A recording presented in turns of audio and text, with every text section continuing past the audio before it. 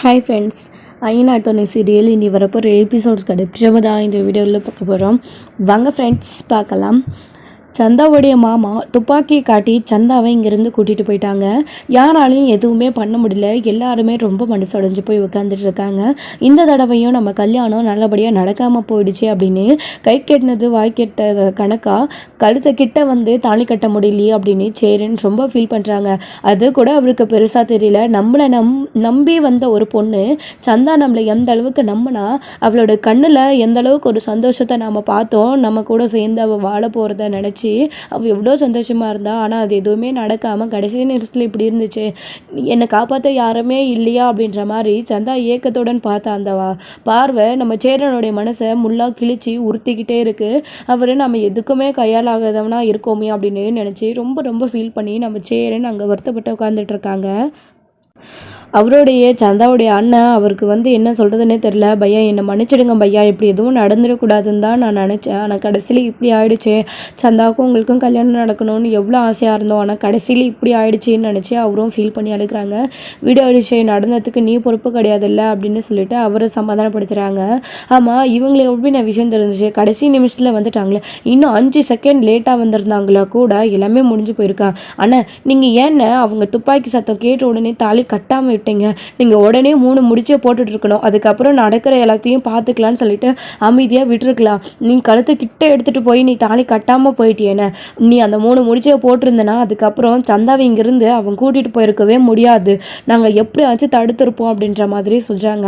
டே எப்படிடா துப்பாக்கியை காட்டி மிரட்டி அத்தனை பேர்கிட்ட நின்றுட்டு இருக்கும்போது நான் சந்தா கழுத்தை தாலி கட்டும்போது உங்களை யாரையாச்சும் ஒருத்தரை சுற்றிருந்தா நான் என்ன பண்ணுவேன்?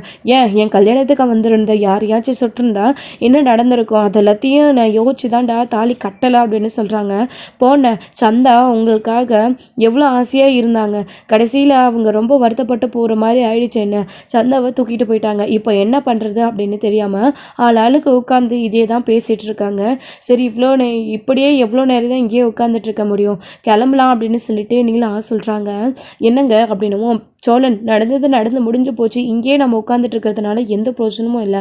வீட்டுக்கு போகலாம், வீட்டுக்கு போய் எதுவாக இருந்தாலும் பேசிக்கலாம் அப்படின்னு நீலா சொல்கிறாங்க.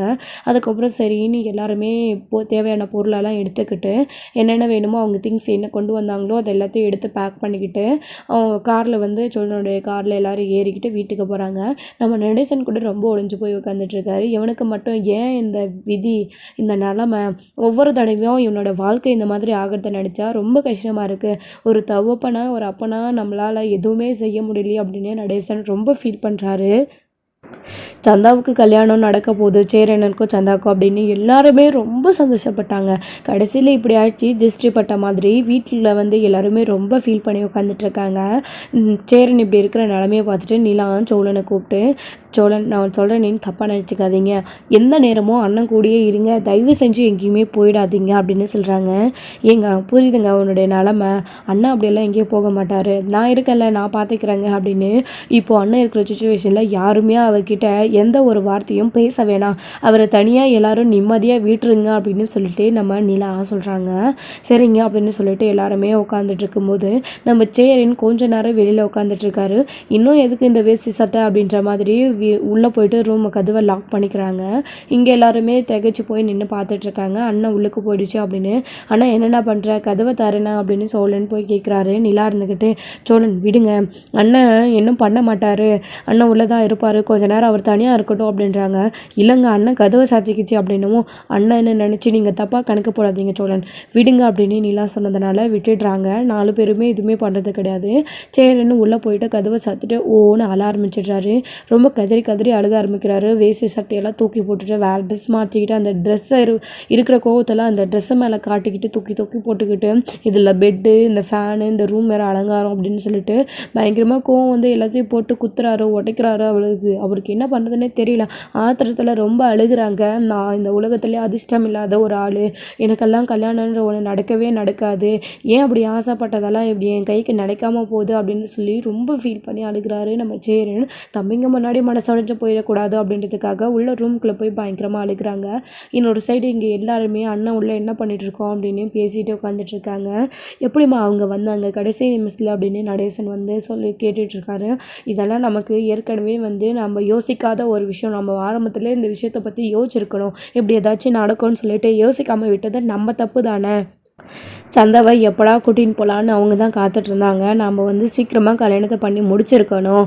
ஸோ வந்து அவங்க கூட்டிகிட்டு போகிறதுக்கு முன்னாடி நம்ம ஏதாச்சும் ஏற்பாடு பண்ணியிருக்கணும். ஆனால் கடைசியில் வந்து நம்ம எதையும் பற்றியும் யோசிக்காமல் கல்யாண வேலையில் பிஸியாக இருந்தது தான் நம்ம தப்பு அப்படின்ற மாதிரி சோழன் பேசிகிட்டு இருக்காரு. சந்தாவை அவங்க கூட்டிகிட்டு போயிட்டு அவங்களோட ஊரில் போயிட்டு பயங்கரமாக அடிக்கிறாங்க. இவ்வளோ தைரியம் இருந்தால் என்னை ஏமாற்றிட்டு நீ வேற ஒருத்தரை கல்யாணம் பண்ணிக்கலான்னு பார்க்குற உனக்கு எவ்வளோ தைரியம் இருக்குது அப்படின்னு சொல்லிட்டு பயங்கரமாக போட்டு அடிக்கிறாங்க. சந்தா வந்துட்டு நான் வந்து அவரை தவிர வேறு யாரையும் கல்யாணம் பண்ணிக்க மாட்டேன், உங்களை நான் கட்டிக்க மாட்டேன், அவர் தான் எனக்கு வேணும், என்னை விடுங்கன்னு சொல்லி சந்தா ரொம்ப அழுகிறாங்க. பேசாமல் அமைதியாக வாயை மூடிட்டு உட்காந்துட்டு நாளைக்கு காலையில் உனக்கும் எனக்கு கல்யாணம், யாரை நீ கல்யாணம் பண்ணிக்க பார்க்குற அப்படின்னு சொல்லும்போது ஸோ அங்கே வந்து பார்த்திங்க அப்படின்னா சந்தா சேரன் கூட இருந்த நாட்களை நினச்சி பார்த்துட்டு அது எல்லாத்தையும் யோசித்து பார்த்துட்டு சந்தா அவரை தவிர நமக்கு வேற ஒரு வாழ்க்கை வேணாம் அப்படின்னு என்ன பண்ணுறாங்க அப்படின்னா ஸோ நைட்டு வந்து செத்துடலாம் அப்படின்னு சொல்லிட்டு முடிவு பண்ணி அவங்களுக்கு தோன்ற விஷயத்த செய்கிறாங்க. ஸோ டேப்லெட்டு எடுத்து முழுங்கி பார்க்குறாங்க. அதுக்கப்புறம் பாய்சன் கொடுக்கலான்னு சொல்லிட்டு அதை எடுத்து வந்து குடிச்சிட்டு ஸோ சந்தா கீழே வந்து மயக்கம் போட்டு விழுந்துடுறாங்க. கொஞ்ச நேரம் கழித்து சந்தா வந்து பார்க்கலான்னு சொல்லிட்டு அவங்க வீட்டு ஆள்கள் வந்து பார்க்கும்போது சந்தா தரையில் விழுந்து கிடக்குறாங்க. அப்படி பார்த்த உடனே அவங்க வேகமாக ஹாஸ்பிட்டல் கூட்டிகிட்டு போய் சந்தாவை சேர்க்குறாங்க. சந்தாவுக்கு ஒரு பக்கம் ட்ரீட்மெண்ட் போயிட்டுருக்கு. இன்னொரு சைடு இங்கே சேரன் சந்தாவை நினைச்சு ரொம்ப மனசுடைஞ்சு போய் உட்காந்துட்டு இருக்காங்க. அன்றைக்கி நைட் கூட யாருமே சாப்பிட்றது கிடையாது, எல்லாருமே ரொம்ப டல்லாக இருக்காங்க. நம்ம நடேசன் போயிட்டு வெளியில் சாப்பாடு வாங்கிட்டு வீட்டுக்கு வராரு. எல்லாரும் இன்னும் எப்படி இவ்வளோ நேரம் உட்காந்துட்டு இருக்க போகிறீங்க, நடந்து முடிஞ்சு போச்சு, அடுத்து என்ன பண்ணலான்னு மட்டும் யோசிக்கலாம், முதல்ல இந்த சாப்பாடை சாப்பிடுங்க, எங்கே போயிட்டான் சேரன் அப்படின்னு கேட்குறாரு. அண்ணன் வந்தப்போ உள்ளே போனவர் இன்னும் வெளியில் வரல அப்படின்னு காலையிலேருந்து உள்ளே என்ன பண்ணுறான் அவனை கூப்பிடுங்க அப்படின்னு சொல்லிட்டு நடேசன் போயிட்டு செரா இங்கே வெளியில் வாடா அப்படின்னு சொல்லிட்டு போய் கூப்பிடுறாரு. நடேசன் கூப்பிட்டதுக்கு அப்புறமா கொஞ்சம் நேரம் கழித்து சேரன் கதவை ஓப்பன் பண்ணுறாங்க. அவர் ட்ரெஸ் எல்லாம் சேஞ்ச் பண்ணிவிட்டு நின்று அங்கே வந்து இருக்கார். முகத்தெல்லாம் வந்து தொடச்சிட்டு கூப்பிட்ட உடனே உள்ளேயே இருந்து என்னடா பண்ண போகிற, வெளியில் வாடா, தனியாக இருந்தால் நடந்த விஷயந்தான் ஞாபகம் வரும், இங்கே வந்து உட்காரவா, எல்லோரும் சாப்பிடுங்க அப்படின்னு சொல்கிறாங்க. ஒருத்தர் கூட எனக்கு சாப்பாடு வேண்டாம் அப்படின்னு தான் சொல்கிறாங்க. இப்படி சாப்பிடாமல் இருக்கிறதுனால உடம்பு தான் கெட்டு போகும், காலையிலேருந்து யாருமே எதுவும் சாப்பிடலை, நைட்யாச்சும் ஏதாச்சும் சாப்பிடுங்க, எல்லாருக்கும் தோசை இட்லி தான் வாங்கிட்டு வந்திருக்கேன், சாப்பிடுங்க அப்படின்னு சொல்லிட்டு நடேசன் வற்புறுத்திட்டு இருக்காரு. ஏமா நிலா நீயாச்சும் சொல்லலாம் இல்லை அப்படின்னும் நம்ம சோழன் கூட ரொம்ப மனசொடிஞ்சு போய் உட்காந்துட்டு இருக்காரு. அவருடைய அண்ணன் கல்யாணத்தை ஜாமுன்னு நடத்தணும்னு எந்த அளவுக்கு அவர் செலவு பண்ணி கஷ்டப்பட்டு கடன் வாங்கி எவ்வளோ விஷயங்களை பண்ணாங்க. பணம் ஒரு விஷயம் கிடையாது, அண்ணனுக்கு கல்யாணம் நடக்க போகுது அப்படின்றதுக்காக எல்லாருமே எவ்வளோ சந்தோஷமாக இருக்காங்க. இப்படி நடக்கும்னு யாருமே எதிர்பார்க்கல. இந்த உலகமே அழிஞ்சாலும் நம்ம அண்ணனுக்கு ஒரு கல்யாணத்தை பண்ணி வைக்கணும் அப்படின்னு தம்பிங்க எல்லாரும் எவ்வளோ ஆர்வத்தோடு இருக்காங்க.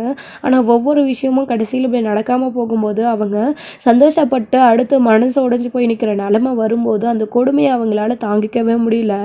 எல்லாரும் சேரனுக்காக தான் மனசுக்குள்ளேயே துக்கத்தை வச்சுக்கிட்டு வெளியில் கதறி அழாமல் அமைதியாகவே இருக்காங்க. வந்ததுக்கப்புறம் அண்ணன் வாண்ண அடுத்து ஏதாச்சும் பண்ணலாம், நீங்கள் வந்து உட்காருங்கண்ணா அப்படின்னு சொல்லவும் சேரன் அப்பயும் அவரோட கண்ட்ரோல் பண்ண முடியதில்ல, ரொம்ப ஃபீல் பண்ணி அழுகிறாரு. ஆனால் எதுக்கு இப்போ அழுகிறீங்க, விடுங்க அப்படின்னு நிலா சோழன்னு சொல்கிறாங்க. ஆனால் விடுனேன் அப்படின்னு சொல்லிட்டு பாண்டியன் சொல்கிறாங்க. அந்த பொண்ணு என்னை கல்யாணம் பண்ணிக்க போதுன்னு எவ்வளோ ஆசையாக இருந்துச்சுடா பாண்டி, நான் அந்த பொண்ணை கல்யாணம் பண்ணி என் கூட வச்சுக்க தகுதி இல்லாதவன் ஆயிட்டேனே, எனக்கெல்லாம் கல்யாணம் ஒன்று நடக்கவே நடக்காது அப்படின்னு சொல்லி ஃபீல் பண்ணி அழுகிறாங்க.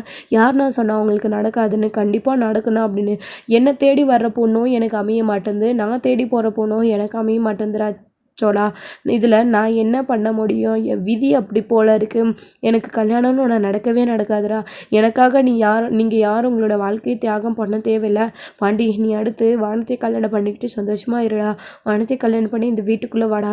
நிலா நீயும் இந்த வீட்டை விட்டு போகக்கூடாதுப்பா, இந்த வீட்டுக்குள்ளே நீயும் இருக்கணும், நீங்கள் எல்லாரும் என் கண் முன்னாடி சந்தோஷமாக வாழிடும், சீக்கிரமாக ஒரு குழந்தைய பெற்று கொடுங்க, அந்த குழந்தைய பார்த்துட்டு நான் சந்தோஷமாக என் காலத்தை கழிச்சிடுறேன், எனக்குன்னு நல்லது கெட்டது எதுவுமே இல்லை அப்படின்னு சொல்லி சேரன் ரொம்ப ஃபீல் பண்ணி அழுகிறாங்க.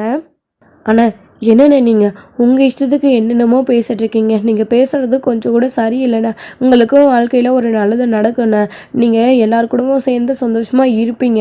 நம்ம எல்லாருமே நான் 4 பேருமே ஜோடியாக இதே வீட்டில் சந்தோஷமாக இருக்க போகிறேண்ணே. நீ இதெல்லாம் நினச்சி கவலைப்படாதானே அப்படின்னு சொல்லவும், எப்போ நடக்க போகுது, அரவிந்தன் கல்யாணம் தான் நடத்தணும் அப்படின்ற மாதிரியெல்லாம் ரொம்ப மனசொடிஞ்சு போய் சரின்னு பேசிகிட்டு இருக்காரு. அதெல்லாத்தையும் இப்போ விடுங்கண்ணே, எதுக்கு அதை பற்றி பேசிக்கிட்டு சாப்பிடுங்க அப்படின்னு சொல்லும்போது சாப்பாடை வேண்டான்னு சொல்லி ஃபீல் பண்ணி உட்காந்துட்டு இருக்காங்க. ஸோ இன்னொரு சைடு அனுஷ் வந்து சேரனுடைய வீட்டுக்கு பதறி அடித்து ஓடி வராரு. அப்போ தான் இவங்க சாப்பிடலான்னு சொல்லிட்டு உட்காடுறாங்க. அப்படி அவர் வந்த உடனே என்ன ஆச்சு அனுச்சு அப்படின்னு சேரன்னு கேட்குறாரு. பையான்னு சொல்லிட்டு ரொம்ப அழுகுறாங்க. அனுஷ் வந்துட்டு என்னாச்சு அனுச்சு சொல்லு அப்படின்னு சொல்லுவோம். சந்தான்னு மட்டும் அழுகுறாரு. என்னாச்சு சந்தாவுக்கு என்ன சொல்லு அப்படின்னு சொல்லும்போது, சந்தா அங்கே இந்த கல்யாணம் நின்று போய் என் மாமா கூட்டிகிட்டு போனதுனால அவர் கல்யாணம் பண்ணிக்கணும்னு சொல்லிட்டு சந்தா கிட்ட சொல்லியிருக்காங்க.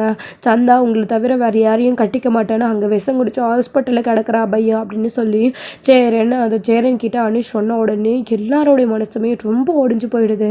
அதுவும் எல்லாரும் ரொம்ப அதிர்ச்சி ஆகுறாங்க. என்ன சொல்கிறடா அனுஷ் அப்படின்னு கேட்கவும், ஆமாம் பையா அப்படின்னவோ எல்லாருமே ரொம்ப ரொம்ப அழுகுறாங்க. இப்போது என்ன பண்ணுறதுன்னு தெரியாமல் இவரும் அழுதுட்டுருக்காரு. ஊர்லேருந்து இப்போ தான் தகவல் வந்துச்சு, அப்பா அம்மா ஃபோன் பண்ணி சொன்னாங்க அப்படின்னு. இந்த மாதிரி எதுவும் நடந்துடக்கூடாதுன்னு தானே பையா நான் உங்களுக்கு கல்யாணம் பண்ணி வச்சு அழகு பார்க்கணுன்னு ஆசைப்பட்டேன். கடைசியில் சந்தா இப்படி பண்ணிக்கிட்டாலே சந்தாவுக்கு ஏதாச்சும் ஆகிடுமோன்னு எனக்கு ரொம்ப பயமாக இருக்குது அப்படின்னு சொல்லி அவர் அழுகவும், சந்தாவுக்கு எதுவும் ஆகாத நீ கவலைப்படாத அப்படின்றாங்க. சோலா நிலா நம்ம இப்போவே பீகார் போகிறோம்ப்பா அப்படின்னு சொல்லிட்டு நம்ம சேரன்னு சொல்கிறாரு. நம்ம சேரனுக்கு வந்து சந்தாவை விட்டு கொடுக்க முடியல. சந்தா இந்த நிலமையில இருக்காங்கன்னு தெரிஞ்ச உடனே அவருக்கு ரொம்ப மனசு பதறி போகுது. இப்போவே கிளம்பணும்னு சொல்கிறாங்க. அப்போது பல்லவா நீ இங்கே இருடா அப்படின்னு சொல்லிட்டு நம்ம பாண்டி, நிலா, சோழன் எல்லாரும் கிளம்பி போகிறாங்க. நம்ம அனிஷோடு சேர்ந்துக்கிட்டு காரில் பீகாருக்கு வந்து கிளம்பி போயிட்டுருக்காங்க. நடேசன் பல்லவன் மட்டும் இங்கே ஊரில் இருக்காங்க. பல்லவனும் நானும் வரேன்னு தான் சொல்லி பார்க்குறாங்க. ஆனால் உனக்கு எக்ஸாம் எல்லாம் நடந்துட்டுருக்க பல்லவா, நீ வீட்டிலே இரு, நாங்கள் என்ன எதுன்னு போயிட்டு ஃபோன் பண்ணுறோம், நீ எதையும் நினச்சி கவலைப்பட்டுட்டு இருக்காத, ஹோட்டலில் சாப்பிடு, பணம் இருக்குல்லன்னு சொல்லிட்டு நிலா கேட்க உடனே என்கிட்ட இருக்கு அண்ணி, அண்ணன் கொடுத்தது அப்படின்னு சொன்ன உடனே நிலாவும் நம்ம பல்லவன்கிட்ட சொல்லிட்டு காரில் ஏறி பீகாருக்கு கிளம்பி போயிட்டுருக்காங்க. சந்தான்னு சொல்லிட்டு சேரன் அழுதுகிட்டே போகிறாரு. நிலா, சோழன், பாண்டி எல்லாரும் சந்தாக்கு எதுவும் ஆகாது அழுவாதீங்க அப்படின்னு சொல்லிட்டு சேரனுக்கும் அனுஷ்க்கும் சொல்லிக்கிட்டே வராங்க. அவங்களும் ரொம்ப பயப்படுறாங்க. நான் என்ன பண்ணியோ என்னால் தடுக்க முடியலையே அப்படின்னு சொல்லி அவரும் தான் ஃபீல் பண்ணி அழுகிறாரு.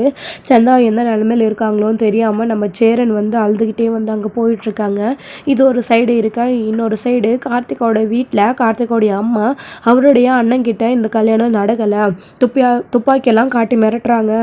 போய் இந்த சேரன் பையனுக்கு பொண்ணு பார்க்க வேறு இடமா கிடைக்கல, இவனுக்கெல்லாம் வாழ்க்கையில் கல்யாணமே நடக்கவே போகிறது கிடையாது, என்னமோ அதிசயமாக கல்யாணம் நடத்த போகிறாங்களேன்னு சொல்லிட்டு அங்கே போய் உக்காந்தா கடைசியில் இப்படி தானே ஆச்சு அப்படின்னு சொல்லிட்டு இதை வந்து ஒரு சந்தோஷமாக அவங்க எடுத்து அவருடைய அண்ணன் கிட்ட சொல்லிட்டு இருக்காங்க.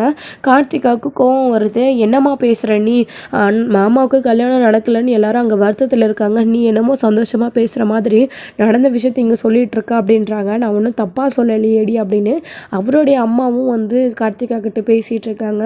நின்று போன கல்யாண விஷயத்தை பற்றி தான். ஏன் இது மட்டும் கிடையாது, இன்னும் ஊர் ஃபுல்லாகவே சேரனுடைய கல்யாணம் நின்று போன விஷயத்தை பற்றி தான் பேசிகிட்டு இருக்காங்க. முக்கியமாக வானதி வீட்டில் கூட, வானதி வீட்டுக்கு போனதுக்கப்புறமா என்னடி எல்லாருக்கிட்டையும் நல்லா விசாரிச்சுட்டு வந்துட்டியா, அங்கேயே உங்ககிட்ட ஒரு விஷயம் கேட்கணும்னு இருந்தேன், ஆனால் எதுக்கு கல்யாணம் நடக்கிற இடத்துல உங்ககிட்ட பேசி பிரச்சனை பண்ணணும்னு தான் அமைதியாக இருந்தேன், நீ என்னடி அங்கே போனதுக்கப்புறமா ஓவராக நடந்துக்கிற, ஏய் இங்கே பாரு நான் கேட்குற கேள்விக்கு பதில் சொல்லடி, அந்த பொண்ணு யாரடி, நீ ஒரு முறை உன் ஃப்ரெண்டுன்னு சொல்லி நம்ம வீட்டுக்கு கூட்டிகிட்டு வந்தே சந்தான்னு சொல்லிட்டு அந்த பொண்ணு தானே நீ, அது எதுக்குடி நீ அந்த பொண்ணை எங்கே கூட்டிகிட்டு வந்து வச்சுட்டு இருந்த, அந்த பொண்ணு என்னன்னா இன்னைக்கு சேரனை கல்யாணம் பண்ணிக்க மணமேடையில் உட்காந்துட்ருக்கு, ஃப்ரெண்டுன்னு சொல்லி வீட்டுக்கு கூட்டிகிட்டு வந்தேன், ஆனால் அந்த பொண்ணு சேரனுக்கும் என்னடி சம்மந்தம், இந்த விஷயத்தை பற்றி எங்ககிட்ட ஒரு வார்த்தை கூட சொல்லலை, உன் ஃப்ரெண்டாக இருந்தால் உன் ஃப்ரெண்டு தான் சேரனை கட்டிக்க போகிறாங்கன்னு அன்றைக்கே நீங்கள் என்கிட்ட சொல்லியிருக்கணும்னடி, எதுவுமே சொல்லலை, இங்கே பாருடி எனக்கு என்னமோ அந்த பொண்ணு உன் ஃப்ரெண்டு மாதிரியே தெரியல, அவங்க ஆட்கள் எல்லாமே என்னமோ துப்பாக்கி காட்ட மிரட்டி அந்த பொண்ணை கல்யாணம் நடக்கிற நேரத்தில் கூட்டிகிட்டு போயிட்டாங்க, எப்படி இது அந்த பொண்ணுக்கு விருப்பம் இல்லாமையே கல்யாணம் பண்ணி வைக்கணும்னு எல்லாம் ஏற்பாடு பண்ணி வலுக்கட்டாயமாக கல்யாணம் பண்ணி வைக்க பார்த்தீங்களாடி அப்படின்னு கேட்கவும், அதெல்லாம் எதுவுமே இல்லைம்மா, அவங்க விருப்பப்பட்டு தான் 2 பேரும் கல்யாணம் பண்ணிக்க பார்த்தாங்க, ஆனால் இப்படி நடக்கும்னு யாருமே எதிர்பார்க்கலாமா அப்படின்னு சொன்னதும், ஏதோ பிரச்சனை இருக்குது இந்த விஷயத்தில், நீ என்கிட்ட சொல்லாமல் மறைக்கிற, தயவு செஞ்சு சொல்லிடு அப்படின்னுமோ, ஆமாம்மா அந்த பொண்ணு சேரனை லவ் பண்ணுற பொண்ணு தான், சந்தா அவங்க மாமா இன்னைக்கு வந்து கூட்டிகிட்டு போனாங்கல்ல, அவங்க வந்து எங்கே சந்தாவை இதுக்கு முன்னாடி கூட்டிகிட்டு போயிடுவாங்களோ அப்படின்னு தான் பயந்துக்கிட்டு சந்தாவை எல்லாரும் ஒழிச்சு வச்சுட்டு இருந்தாங்க. அதுக்கப்புறம் அவங்க ஊருக்கு போனதுக்கு அப்புறமா எப்படியாச்சும் இந்த கல்யாணத்தை நடத்தணும்னு முடிவு பண்ணாங்க. ஆனால் அவங்க வந்து கரெக்டான டைமில் கூட்டிகிட்டு போயிட்டாங்க அப்படின்னு சொன்னதும், அடி பாவி வில்லங்கத்தை விலை கொடுத்து வாங்கிட்டு வர மாதிரி பிரச்சனை இருக்கிற ஒரு பொண்ணை நம்ம வீட்டுக்குள்ளே கூட்டிகிட்டு வந்து வச்சிருக்கியடி. அவங்க எல்லாம் ஆட்கள் பார்க்கவே ரவுடிங்க மாதிரி எப்படி இருக்காங்க, துப்பாக்கி காட்டு மிரட்டுறாங்க. எங்கே அவங்க வந்து துப்பாக்கியால் சுற்றுவாங்களோ நானே ஒரு நிமிஷம் பயந்துட்டேன்.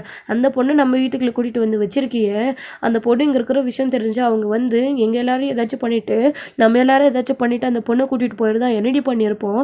நீ பண்ணுறது கொஞ்சம் கூட சரியில்லை வானதி அப்படின்னு அவங்க அம்மா போயிட்டு வானதியை பயங்கரமாக கோவப்பட்டு திட்டிகிட்டு இருக்காங்க. அம்மா அதெல்லாம் ஒன்றும் இல்லைம்மா அப்படின்னு சொல்லிட்டு இருக்காங்க. என்னடி ஒன்றும் இல்லை அப்படின்னு அவரோட அப்பாவும் கூட வானதி நீ பண்ணுறது கொஞ்சம் கூட சரியில்லை. அந்த பொண்ணு உன் ஃப்ரெண்டுன்னு சொல்லி வீட்டுக்குள்ளே கூட்டிகிட்டு வந்து வச்சுருக்கேன். ஆனால் இன்றைக்கி இவ்வளோ பேர் பிரச்சனையாயிருக்கு. ஏதாச்சும் ஒன்று கிடக்கு ஒன்று ஆச்சுன்னு வச்சுக்கோ, அவ்வளோதான் உன்னை ஒழுங்காக இருந்துக்கோ அப்படின்னு அவரோட அப்பா சொல்லிவிட்டு அங்கேருந்து போயிடுறாரு. சொல் பேச்சு கேட்கக்கூடாதுன்னு இருக்கா போல இருக்குது. போய் தருதலையை பெற்றிருக்கேன் பாரு அப்படின்னு அவங்க அம்மா ஒரு பக்கம் கோவத்தோடு இருக்கவும் வானதி அதுக்கப்புறம் எல்லாரும் பேசுகிறதையும் தாங்க முடியாமல் உள்ளே போயிட்டு கதவை சாத்திக்கிறாங்க. ஏற்கனவே எல்லாரும் அவங்களே மனசு உடஞ்சி போயிருக்காங்க. இப்போ நீ வேற, நானே சேரனனுக்கு கல்யாணம் நடந்துட்டா அதுக்கப்புறம் எந்த பிரச்சனையும் இருக்காது, கொஞ்ச நாள் கழிச்சு நானும் பாண்டியும் கல்யாணம் பண்ணிக்கலான்னு சந்தோஷமாக இருந்தேன். ஆனால் என் ஆசையில் மண்ணெல்லை போடுற மாதிரி சந்தாவுடைய கல்யாணம் நடக்காமல் போயிடுச்சு அப்படின்னு அவரோட அண்ணன் கல்யாணம் நடக்கலை. அவரோட அண்ணனுக்கு எப்போ கல்யாணம் நடக்கிறது, பாண்டி எப்போ என்னை கல்யாணம் பண்ணிக்கிறது அப்படின்னு வானதி இங்கே அவங்க ஒரு பக்கம் ரொம்ப ஃபீல் பண்ணிக்கிட்டு ஃபீலிங்கில் இருக்காங்க. அவங்களுக்குமே என்ன பண்ணுறதுன்னு தெரியல. இப்படி ஒரு சுச்சுவேஷன் அமைஞ்சிருச்சு. உண்மையிலே சேரனுக்கு கல்யாணம் நடந்துட்டா அவங்களுக்கு கல்யாணம் தானே அடுத்து அப்படின்னு அவங்க சந்தோஷமாக தான் இருந்தாங்க ஓரளவுக்கு. ஆனால் இப்படி நடந்த உடனே ரொம்ப மனசு உடஞ்சி போயிருக்காங்க. ஸோ இதெல்லாத்தையும் தாண்டி இன்னொரு சைடு அங்கே சந்தாவுக்கு ட்ரீட்மெண்ட் போயிட்டுருக்கு. சந்தாவுடைய அப்பா அம்மா அவருடைய மாமா சுற்றி இருக்கிற ஆட்கள்லாம் அங்கே தான் வெயிட் பண்ணிகிட்ருக்காங்க. எப்படி அவங்க பாய்சன் குடித்தாங்க, தெரியாமல் குடித்தாங்களா என்ன ஏதுன்னு கேட்டுட்டு இருக்கவும் தெரிஞ்சு தான் குடிச்சிருக்கா அப்படின்னு நடந்த விஷயங்கள் சொல்லிட்டு இருக்காங்க.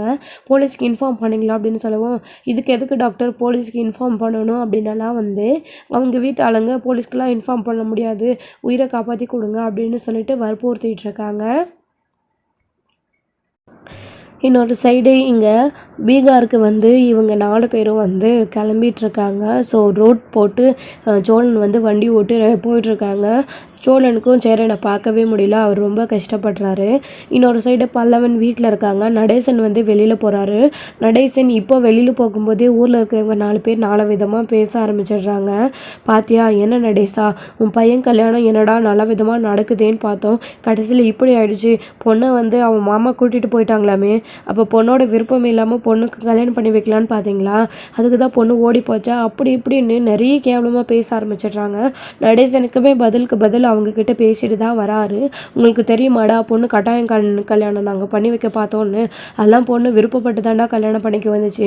ஆனால் அவன் மாமா இழுத்துட்டு போனான் பாரு, அவன் தான் விருப்பமே இல்லாமல் சந்தாவை இழுத்துட்டு போயிருக்கான். என்னடா என்ன கல்யாணம் நின்று போச்சுன்னு எல்லாம் நக்கலாக பேசுகிறீங்களா, அதே பொண்ணை கூட்டிகிட்டு வந்து என் மவனுக்கு நான் கல்யாணம் பண்ணி வைக்கிறேனா இல்லையா பாருங்கடா அப்படின்னு நடேசன் அங்கே சவால் விட்டுட்டு வராரு. இதெல்லாம் நடக்குமா, நடக்கிற மாதிரி சொல்லு. தாலி கட்ட கிட்ட போகும்போதே அவன் மாமா வந்து அவ்வளோ தைரியமாக கூட்டிகிட்டு போயிட்டான். நீ எப்படி திரும்ப அவன் மாமன் கிட்ட இருந்து சந்தாவை கூட்டிகிட்டு வந்து உன் பையனுக்கு கல்யாணம் பண்ணி வைக்கிறது அப்படின்ற மாதிரி நிறைய வந்து பேச ஆரம்பிக்கிறாங்க. இது வந்து நடேசன் கஷ்டமாக இருக்குது. வெளியில் தலை காட்ட முடியல அப்படின்னு திரும்பவும் வீட்டுக்கே வந்துடுறாங்க. இன்னொரு சைடு அவங்க கிளம்பி போயிட்டுருக்காங்க. இதோட இந்த எபிசோடு வந்து முடிச்சிருக்காங்க. அடுத்தடுத்த எபிசோடில் என்ன நடக்க போகுது, சந்தா கண் விழிப்பாங்களா, அவங்களுக்கு என்ன நடக்க போகுது, கண் விழித்த உடனே இங்கே சோழன் சேரன் பாண்டி இவங்க எல்லாரும் சேர்ந்து சந்தாவை அங்கேருந்து அவருடைய மாமா கிட்டேருந்து கூட்டிகிட்டு வந்து திரும்பவும் நம்ம சேரன் கூடவே வச்சுக்க போகிறாங்களா, அவங்க 2 பேருக்கும் திரும்பவும் நல்லபடியாக கல்யாணம் நடக்க போதா, கல்யாணம் பண்ணி வைக்கிறத பற்றி யாராச்சும் பேச போகிறாங்களா, நம்ம நடேசன் வந்து கல்யாணம் பண்ணியே வைக்குவேன் அப்படின்னு சவால் விட்டுருக்காரு.